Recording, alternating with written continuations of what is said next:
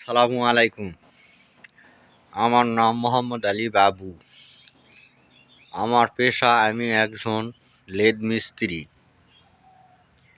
আমার কারখানার স্থান চক মৈরাম ব্রাক অফিসের পূর্ব পার্শ্বে, অর্থাৎ পিরোলডাঙ্গা মাদ্রাসার পশ্চিম পার্শ্বে, মেন রোড, নওগাঁ।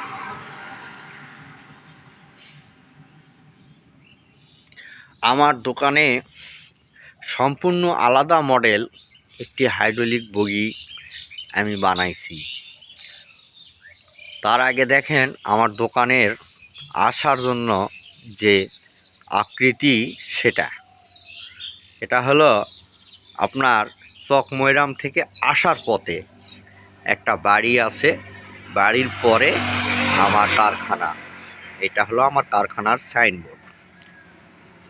আর একটু ভালো করে দেখেন, এটা আমার কারখানার গদিঘর। এটা গদিঘর। আর কারখানাটা হলো গোটা। এটা গোটা কারখানা। অবশ্যই আপনারা ভিডিওটা দেখবেন এবং শেয়ার করে দিবেন। এতে আমার হয়তোবা আপনার একটি শেয়ারে অনেক উপকার হবে। এখন যেটা বলতে যাচ্ছি সেটা হলো,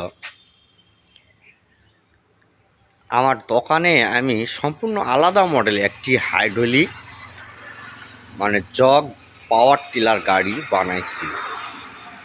এই ভালো করে দেখেন, এটা হলো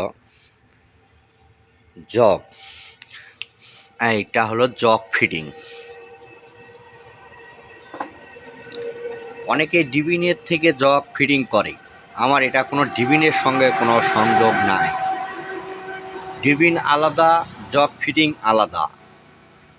আপনি যখন যেটা আপনি খুলবেন সেটাই হবে। আরেকটা বিষয়, পাম্প সবসময় আপনাদের ঘোরে, কিন্তু আমার এটাতে পাম্প ঘুরবে না, সব সময় ঘুরবে না। আপনার ইচ্ছা হলে আপনি ঘুরাবেন, না হলে ঘুরাবেন না। এবং বগিটি দেখেন, অনেক হেভি, অনেক হেভি। এবং হাইড্রোলিকের যে কার্যকলাপ, লিভার এখানে,